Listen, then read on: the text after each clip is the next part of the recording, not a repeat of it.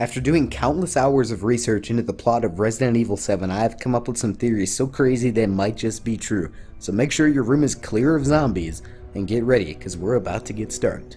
Throughout my research, one thing caught my attention very early on: the game's main theme song.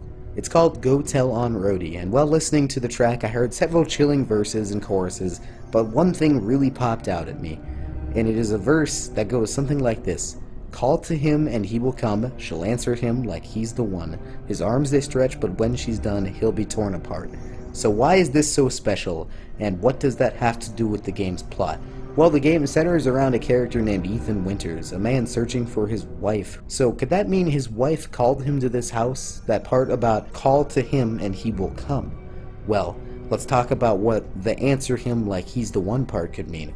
While clearly Ethan has come out to this haunted house thinking that she is there, that would be the part about him answering to her. But next comes the part about his arms stretching, and then, but when she's done, he'll be torn apart.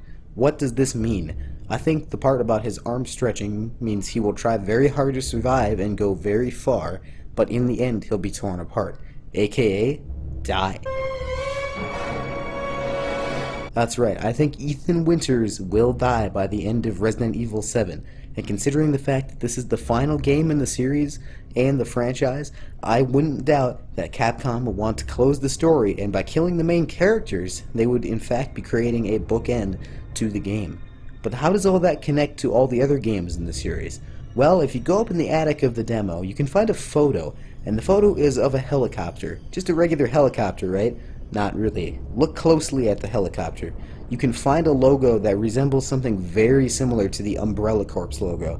In case you don't know, the Umbrella Corps are a notorious weapons dealer from the previous games, and they manufactured viruses as well. They were very evil, and they were led by Wesker, Albert Wesker. He was a very notorious character, and he is one of the more villainous kind of characters in the previous games. Now, the group is disbanded, but that doesn't mean they couldn't be reformed by Wesker's son, Jake Muller. And I think what ended up happening was Jake reformed the Umbrella Corps, and they infected the Bakers, a family that lived on a farm and lived a fairly normal life. So why would he pick them? Well, they lived out in the middle of nowhere, a completely desolate area. What better place to pick? Just a random, harmless farm family living out in the middle of nowhere. It would make sense that they could infect them. And when Ethan came to rescue his wife, he got thrown into the mix of all this, and that is why he is a new character, and he is there basically to serve the purpose of taking the player throughout the story, as you discover more and more about the Umbrella Corps and this whole virus strain that is going on.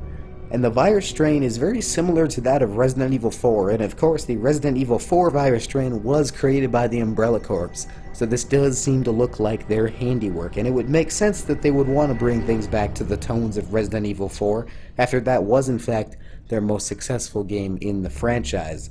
So, my theory is Ethan will die. We don't know anything about his wife really, but the Bakers were infected by Umbrella. We'll learn all these things about the future of what happened to Umbrella, all the things that we don't know, and in the end, I think that Capcom will do a good job closing off the Resident Evil franchise. So let me know what you guys think, what your theories are on the game, but with that being said, peace out. Gamers.